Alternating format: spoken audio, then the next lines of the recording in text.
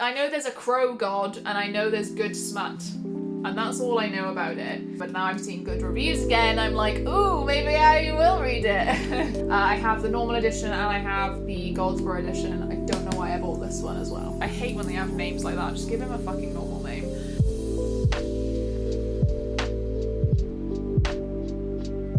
My angels, welcome back to another video. My name is Ro and today we're going through the top 10 books that I want to read before the end of the year. Now, full disclosure, I say this every time, but I don't like to go into books knowing too much about what's going on. So I'm not going to be able to discuss too much about these books because obviously I've not read them yet.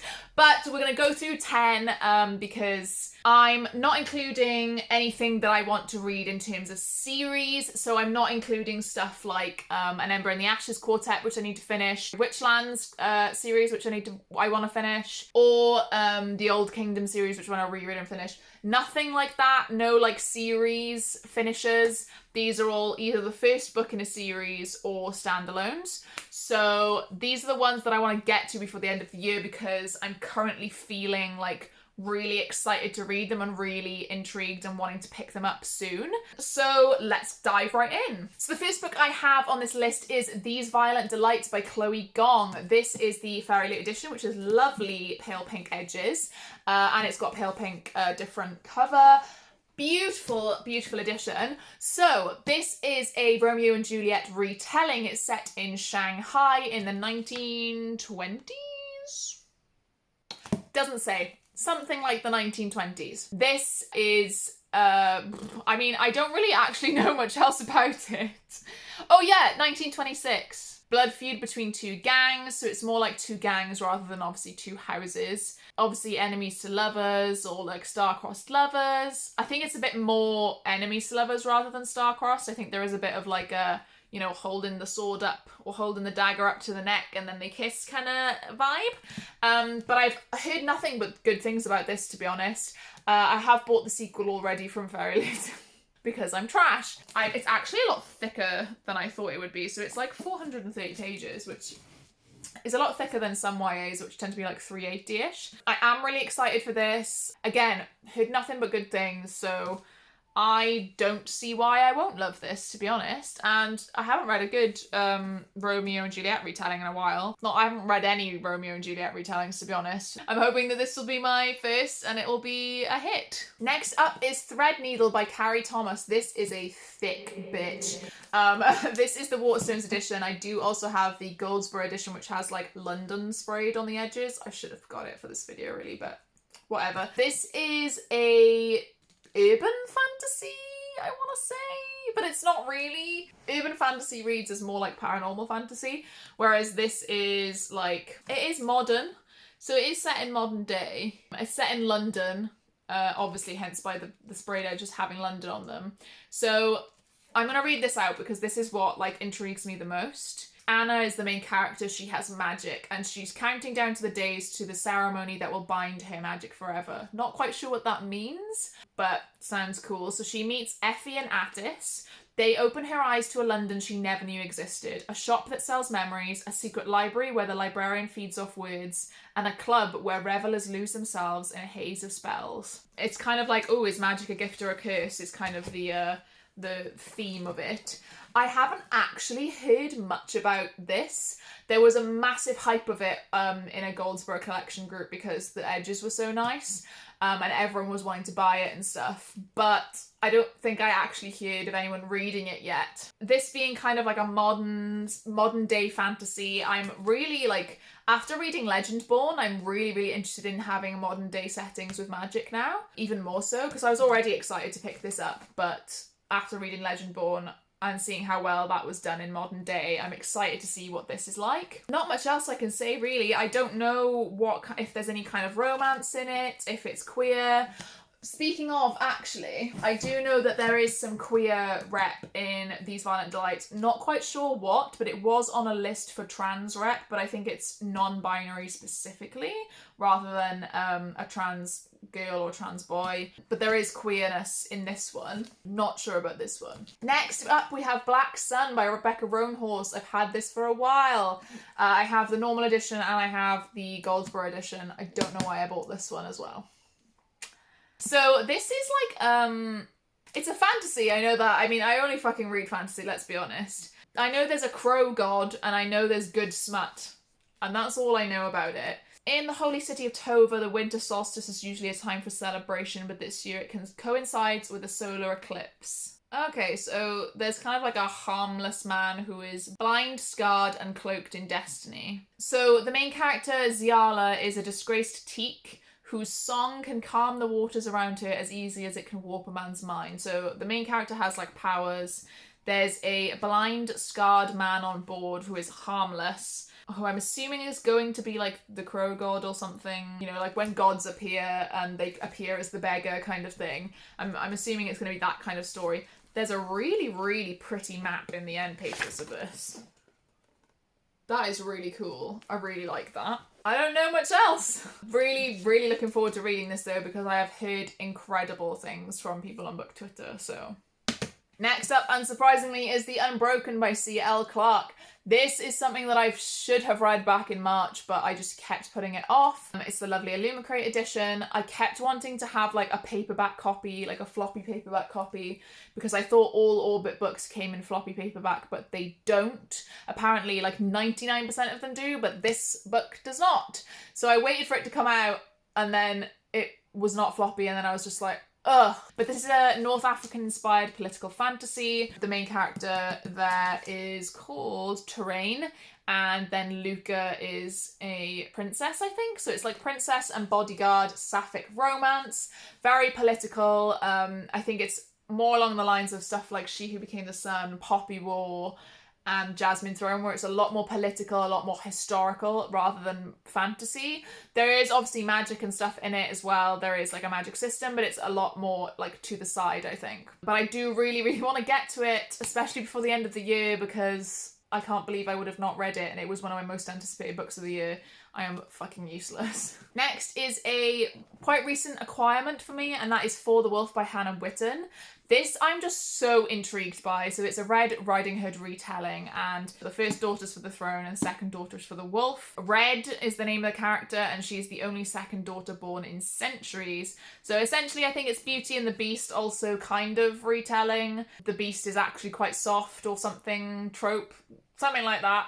I'm just really interested in it, and it's nice floppy Orbit paperback. So yeah, really, really want to get to this soon, to be honest. I feel like it's going to be a really quick read. Next up is one that's been on my TBR shelf for a little while now, but it did only come out last year. That is A Song of Wraiths and Ruin by Roseanne A. Brown. So this is a, I think, African-inspired fantasy. Is again, pretty sure it's enemies to lovers. And I don't know much else. They have to... Oh, yeah, so there's a contest. And the two main characters, who are enemies to lovers, enter the contest as combatants. So they are versus each other and other people, I assume. Really, really excited for this because, like I say in so many of my videos, trials and tournaments are like my favourite trope ever. So this is, again, another thick boy, but it's a little bit shorter of a hardback. So some of these are very thick. I'm not sure that I'm going to get to one of these before the end of the year, but we're gonna do our best, to be honest. Next up, I have The Beautiful Ones by Sylvia Moreno Garcia. This is the same author as Mexican Gothic, but this was either her debut or just one of her very early works that was out of print, but Goldsboro decided to do a reprint and do sprayed edges for it. The only thing I know about this is that it's similar in terms of it's mainly a normal setting, but then there's kind of a smaller magical twist, like sort of light fantasy, if you will. The synopsis says, they are the beautiful ones, Loysail's most notable socialites, and this spring Nina will join their ranks. But Nina has always struggled to control her telekinesis. So people call her a witch. Her kind of societal status is a bit funky because she's struggling to control her powers. But a guy called Hector arrives in town, and he's a world-renowned entertainer who uses his own telekinetic talent to perform for admiring audiences. So she's dazzled by him, and then he tutors her, and she, I think, like falls in love with him. But it says that he is hiding a bitter secret. Now this, I have heard a lot of mixed reviews recently, I'm not gonna lie, but a couple of tweets recently have been saying that they've read it. I'm not quite sure who it was, I'm afraid, but they read it and fucking absolutely adored it and loved it. It kind of made me excited again to read it, because I was really initially excited for it. The synopsis to me seems just right straight up my alley. I really, really want to read it. And then I saw the mixed reviews, so it put me off for a little bit longer, but now I'm seeing good reviews again. I'm like, ooh, maybe I will read it. This is a fairly short one, so I'm hoping that this could be like quite a quick mood read or something. And yeah, I did really like the author's writing in Mexican Gothic and the way she kind of had the atmosphere and the setting. So I'm looking forward to this. I have also ordered her new one, which is like Velvet Becomes the Night or something like that, which is more like an urban fantasy. Next up is The Betrayals by Bridget Collins. I have the Waterstones edition and the Goldsboro edition of this. I really, really liked the binding when I first read it. I have the like purple Waterstones edition, which kind of matches this. It is another standalone. It's not related to the binding. It's not a sequel or anything like that. I'm very confused about what this is about, but I'm more intrigued rather than confused, because the synopsis gives a very vague kind of, like, more vague than the synopses usually are. So I know that it's set in like an exclusive academy, and now magical academies are like my second favourite trope ever after Trials. So again, another one that I really should have read when it first came out in like November last year. So it's been nearly a year now. Oh my gosh, this had a contest as well. So this is not only a magical academy, but a contest as well. So my two favourite tropes of all time. So Leo Martin was once a student there, but lost his passion for it following a violent tragedy. Now he returns in disgrace, exiled to his old place of learning with his political career in tatters. Okay, so for some reason, when I initially bought this and knew about it, I thought it was about students, but this is a returning student as an adult. So the place has changed since he studied there. Leo first sees like the headmistress Claire. He feels like an odd connection with her, as if they've met before, but he can't really figure out what. So the bond between them is strengthening, but they both have built their lives on lies. So this sounds even better now than when I first heard about it. I'm reading the synopsis and I'm like, did I just not read the synopsis before? Because that sounds incredible. This may have been bumped up even further to be reading even sooner. I'm assuming there's a romance. I know that in the binding there was some stuff with memory and like not knowing each other but feeling like you know someone kind of thing, and she wrote that really, really well in the binding, so I'm hoping that's also the same case with this. God, I'm bloody excited for this now. The very last book that I am putting on this list is The Black Tongue Thief. This is by Christopher Buehlman, who I have never heard of. This is the Goldsboro edition, which I bought because it just looks pretty. It's a fantasy set in a world of goblin wars, stag-sized battle ravens, and assassins who kill with deadly tattoos. So someone's likened it to Robin Hobb. So there's a guild. Kinch Na Shanak is the main character. I hate when they have names like that. Just give him a fucking normal name. So he's a thief. He is in debt and he is planning to rob the next traveller that follows his path. But he picked the wrong mark. He picked Galva, who is a knight, a survivor of the brutal goblin wars, and a handmaiden of the goddess of death. She is searching for her queen, missing since a distant northern city fell to giants.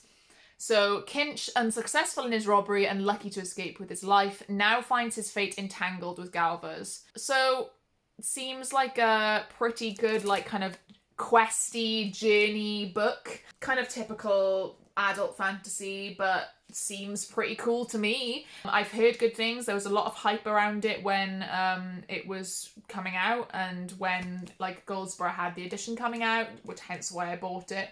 I should probably leave all of the groups that I'm in, because everyone else in these groups like hypes up all these books and I'm like, oh, I better not miss out, because this is only one of 500 copies. So I have number 314 and it's signed, which is beautiful. So the beautiful ones was an even smaller print run, so I have number 128 of 350.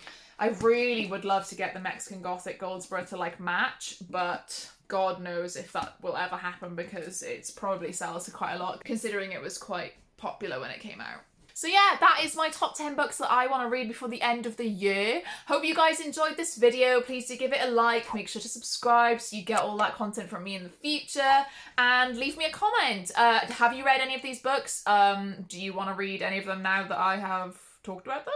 And let me know what you think. Did you DNF any of them? Probably won't make me want to read it less though. but it's fine. If you enjoyed this video and you didn't really have anything to say, you can leave me a little sparkle emoji if you just want to say that you've been here. And yeah, I will see you guys in the next one. Bye!